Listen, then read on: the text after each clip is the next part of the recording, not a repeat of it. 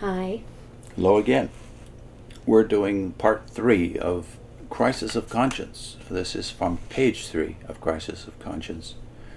He's been talking about the price of conscience, that people who tend to leave and become the most serious and famous critics of the Watchtower tend to be the most dedicated Jehovah's Witnesses. And Elders. leaving over a conscience issue. Yeah. So it makes sense that they would leave over a conscience issue. Most of these people were not kicked out. They left. They were disfellowshipped, most of them, but they left because of conscience. Yeah. He begins by saying the price of firmly believing that it is neither safe nor right to act against conscience has not been small for the men and women I know. Some find themselves suddenly severed from family relationships as a result of official religious action, cut off from parents, sons and daughters, brothers and sisters, even from grandparents or grandchildren.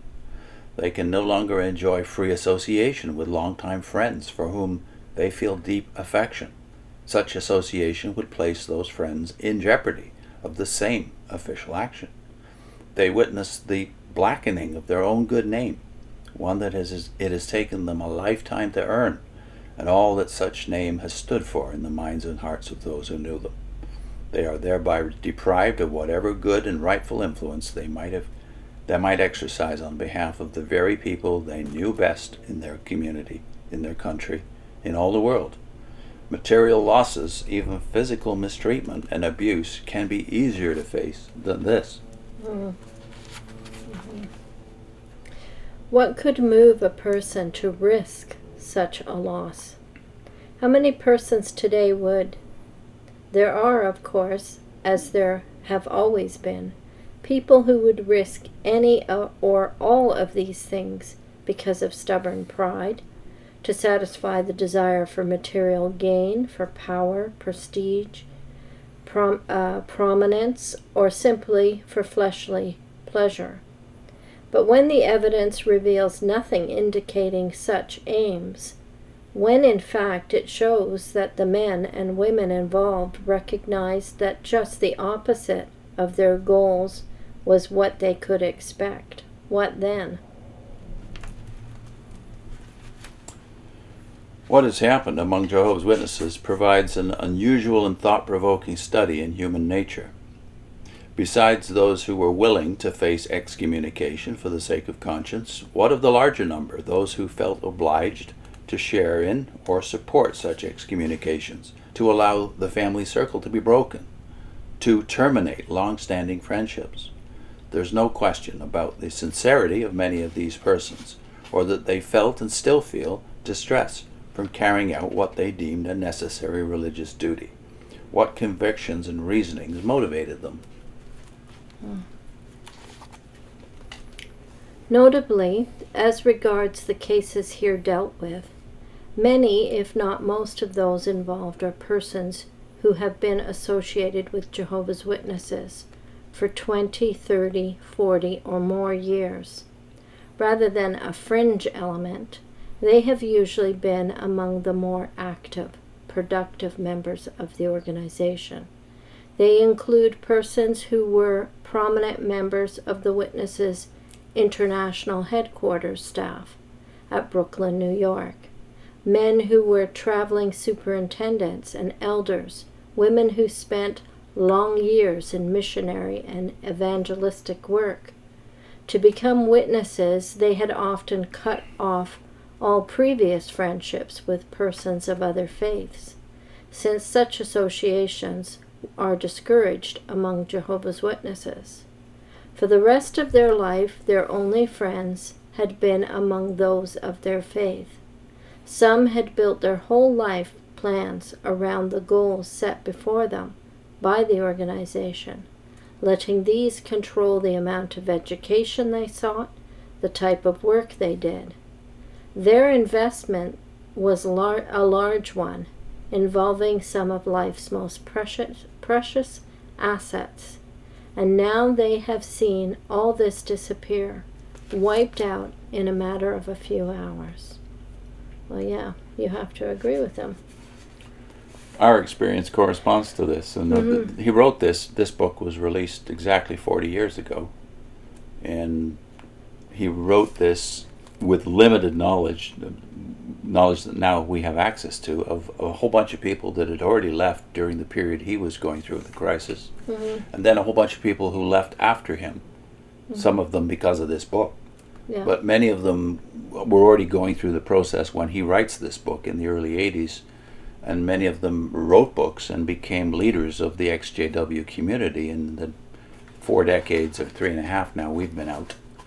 We have met many of these people that Ray never had the opportunity to interact with, And when it appears. when you say leaders of the ex-witness community, they're not really, they don't have any authority It's not- in the lives of ex-witnesses, but they're influential and they're supportive.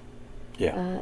So when people leave for conscience issues, which he's talking about, those kinds of people, I think it was interesting he said that they're willing to take this risk of losing family and friends, and then they even will protect their family and friends by not pressing things with them, because they know they will be under threat then. That's right. And they want it to be the person themselves should come to this conviction or understanding and go by their own conscience. They don't want to force things upon people that will disrupt their whole life. They want you to make your own choice. They're warning and presenting, but in a way in which that it won't endanger their friends and family. And we know lots of people like this right now who are PMOs and trying to figure out some way to escape. Many of them are elders or people who've been missionaries. We've met a few of those since we started doing the channel. And they all have a similar testimony. How do I preserve my relationships with loved ones? So that I can at least present what's a conscience issue for me. But how do I live with my own conscience while I'm trying to preserve these relationships? And it's a terrible dilemma to be in. Yeah. And we know, and I think I can generalize like he does here, that many of the most dedicated witnesses become the best ex-Jehovah's Witnesses, in the sense that dedication they had before, it just transfers now to their new commitments. Yeah. And although it seems to be true that some of those become unbelievers, the great majority of people we've interacted with maintain their faith. Yeah, there is a body of people who do retain their faith, and then they become very good Christians. They're very doing the same thing. They're very active and productive in their lives. And two of them that we can think of that we use quite a bit in our videos, Edmund Gruss and David Reed, became ministers later. Yeah. So that was much later in both cases. But the point being that, no, you don't lose your faith, and there is life after the Watchtower. Yeah. And if you need proof of that, we can offer this book. We don't have copies of it, so we don't mean order it from us. You have to find your own copies. We can encourage people to read this book. But we have done a lot of videos just from the testimonies that are in this book. We Left Jehovah's Witnesses, personal testimonies, also known as We Left Jehovah's Witnesses, a non-profit organization. Yeah. So we've got a whole list of videos that you can look at in our playlist, right? We oftentimes hear people charge those that leave who do vocalize, write a book, or speak about their conscience issue publicly as being somehow desirous of making a name for themselves or being prominent or financially profiting from. But really what happens when you buck up against an organization as powerful as the Watchtowers, you're not going to be prominent. I'm telling you, you're not going to gain from this. You're going to lose. You're going to lose family. You're going to lose friends. Jobs. In some cases, there's a period of time where you just feel like there's nobody in your life. Yeah. Nobody at all. Because you never made friends with people outside of the organization. But what's the good nobody. news? The good news is it doesn't have to stay there in that position. But don't tell me that people are leaving because they're stroking their egos. they're wanting prominence, they're wanting favor, they're wanting gain. Or they're just embittered. We hear that Yeah. one all the time too. Yeah. Why do you have to keep griping about the Watchtower? Yeah. Well, the truth is that we believe in God's providence. That if you've been in there and you've come out, that wasn't you. God did that. Yeah. He doesn't want you in, but you were in for a reason. And that you should encourage people to follow their conscience, not discourage it or Right. threaten them with their families. Ray obviously feels this way too, although he's not very big on the Calvinistic idea of providence and predestination. But he still obviously believes that there's a reason he was in the Watchtower. And that he should use that experience for good, Yeah.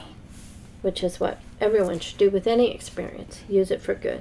The next time he's going to tell a little bit about 3 prominent one an exJW, another one an ex-Seventh-day Adventist, another one an ex-Catholic, and he's going to compare and contrast their testimonies as to what leaving their organizations meant. Over conscience Although issues. it's true that one of them never left the Catholic Church, that's Hans Kung. The other two, Desmond Ford, the Adventist, and Ed Dunlop, well, they were turfed by their religions, so Forced out. Yeah. forced out. And that's the case with a lot of witnesses. They didn't desire to leave. They were forced out. Yeah, Yeah. and their testimonies therefore have a lot of overlap with Ray's. Yeah. So we're going to talk about that. That's going to be introduced in the next segment. What are the links?